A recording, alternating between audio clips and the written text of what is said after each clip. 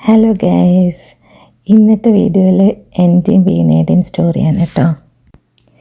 ഞങ്ങൾ ദുബായിൽ ഒരുമിച്ച് വർക്ക് ചെയ്തതാണ്. വീണ സ്പീച്ച് തെറപ്പിസ്റ്റായിരുന്നു. ഞാൻ വർക്ക് ചെയ്തിരുന്ന സ്പെഷ്യൽ നീഡ്സ് സെൻറ്ററിൽ.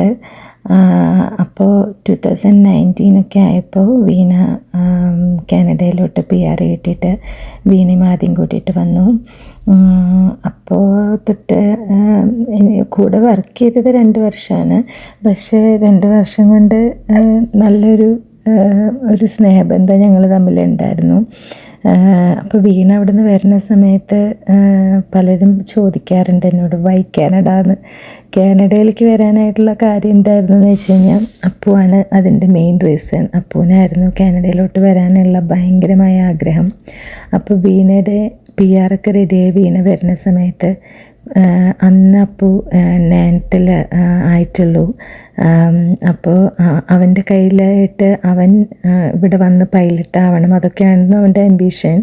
അപ്പോൾ അതിനായിട്ട് കുറേ കാര്യങ്ങൾ ക്രാഫ്റ്റും ഇതൊക്കെ എടുത്തു വെച്ചിരുന്നതും, പിന്നെ ഒരു ബിസ്ക്കറ്റിൻ്റെ ചിപ്പ് എൻ്റെ വേറൊരു കൊളീഗ് കാനഡയിൽ നിന്ന് വന്ന ഫ്രണ്ട് കൊടുത്താന്ന് പറഞ്ഞിട്ട് ബിസ്ക്കറ്റ് തന്നത്, അതിൻ്റെ ചിപ്പ് അവൻ സൂക്ഷിച്ചു വെച്ചായിരുന്നു. അത്രയും അവനൊരു ഉള്ളിലൊരു ഭയങ്കര ഒരു ആഗ്രഹമായിരുന്നു ഇങ്ങോട്ട് വരണമെന്ന്. അപ്പോൾ ഇതെല്ലാം കൂടിയിട്ട് വീണനെ ഏൽപ്പിച്ചായിരുന്നു. കുറേ ആക്രി പോലെയുള്ള സാധനങ്ങൾ അന്ന് അവളത് ഏൽപ്പിച്ചിട്ട് ഞങ്ങളിവിടെ കാനഡയിലെത്തി. ഫസ്റ്റ് മെയ് ഞങ്ങൾ 2023 മെയ്യിലെത്തിയിട്ട് ജൂലൈയിൽ അവൾ വന്നപ്പം അതും കൊണ്ട് വന്നപ്പം ഞാൻ അതിശയിച്ച് പോയി. ഞാൻ പറഞ്ഞു, നീ കാനഡ വരെ കൊണ്ടുവന്നു, എന്നിട്ട് നീ ഇത്ര നാൾ സൂക്ഷിച്ചു വെച്ചോ എന്ന്. അപ്പോൾ അവർ പറയായിരുന്നു, നിങ്ങളിവിടെ എത്തുമെന്ന് ഞങ്ങൾക്ക് നല്ല ഉറപ്പായിരുന്നു, അത് അവൻ്റെ ആഗ്രഹം കൂടെ അല്ലായിരുന്നേ. അപ്പം അത്രയൊക്കെ ഒരാൾ നമ്മളെ എനിക്കിങ്ങനത്തെ ചെറിയ ചെറിയ ജസ്റ്റേഴ്സ് ഭയങ്കര ഇമ്പ്രസീവാണ്. ഞാൻ അങ്ങനെയാണ് ഓരോ ആളുകളെയും അസസ് ചെയ്യണത്. അവർക്ക് നമ്മളോടുള്ള സ്നേഹം, അതിന് വേണ്ടിയിട്ട് അവർ നമുക്ക് വേണ്ടി ഒരുപാട് പൈസയൊന്നും സ്പെൻഡ് ചെയ്തിട്ടുള്ള ഗിഫ്റ്റുകളൊന്നും വേണ്ട. പക്ഷെ ഇങ്ങനത്തെ ചെറിയ ചെറിയ കാര്യങ്ങൾ പോലും ഓർത്ത് ചെയ്യാനുള്ള ഒരു ഇതുണ്ടല്ലോ. അവർക്ക് എന്ത് കാര്യം ഉണ്ടായിരുന്നു എന്ന് ഞങ്ങൾ എപ്പോഴും സംസാരിക്കും. സത്യം പറഞ്ഞാൽ അവൻ്റെ ഒരു 8ൽ 9ൽ പഠിക്കുന്ന അവൻ്റെ ഒരു മനസ്സിൽ തോന്നുന്ന ഒരാഗ്രഹങ്ങളെല്ലാം കൂട്ടി വെച്ചിട്ടുള്ള ഒരു സാധനങ്ങൾ, കുറച്ച് ഫോട്ടോ എന്തൊക്കെയോ ഒരാക്രി പോലത്തെ തന്നെ ഫീൽ ചെയ്യുമായിരുന്നു. അവൾ എന്നിട്ട് ബ്രിട്ടീഷ് കൊളംബിയയിൽ ഞങ്ങളുള്ളപ്പോൾ അവൾ വന്ന്, ഞങ്ങൾ മെയ്യിൽ വന്ന് ജൂലൈയിൽ ഞങ്ങളെ കാണാൻ വന്നു. അപ്പോൾ അവർ കൊണ്ടുവന്നപ്പോൾ ഞാൻ ഞെട്ടിപ്പോയി. ഞാൻ പറഞ്ഞു, നീ ഇതൊക്കെ എനിക്ക് വിശ്വസിക്കാൻ പറ്റിയില്ല. പക്ഷേ അതിലുണ്ടായിരുന്നു ആദ്യയുടെയും വീണയുടെയും സ്നേഹം ഞങ്ങൾ ഒരിക്കലും മറക്കില്ല. അപ്പോൾ താങ്ക് യു വീണ ആൻഡ് ആദി, ഇത്രയും സ്നേഹം നമ്മളോട് കാണിക്കുന്നതിന് ഒരുപാട് നന്ദി.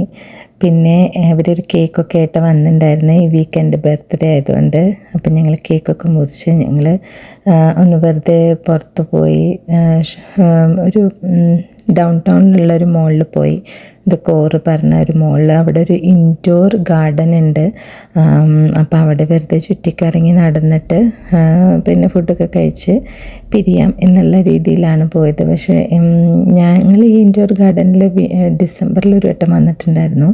ഇവരത് ആദ്യമായിട്ട് കാണുന്നുണ്ടായിരുന്ന ഒരുപാട് ചെടികളുണ്ടായിരുന്നു.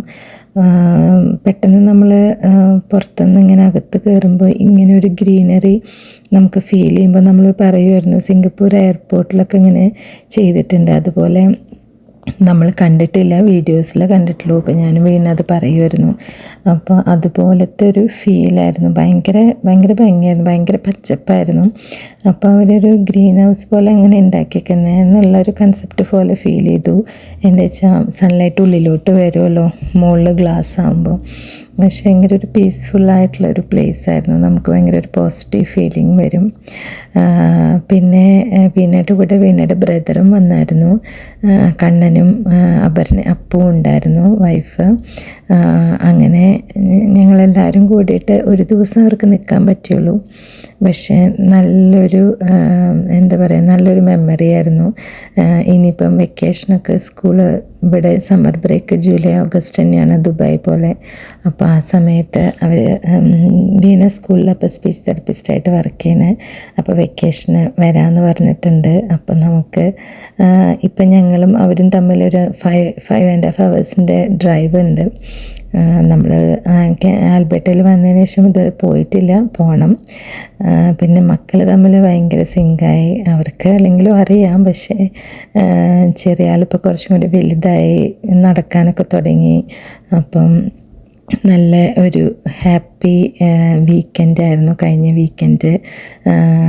മക്കളും കുറേ ടൈം സ്പെൻഡ് ചെയ്തു, അവർ കുറേ കളിച്ചു, കുഞ്ഞിപ്പെണ്ണും കുറേ കളിച്ചു.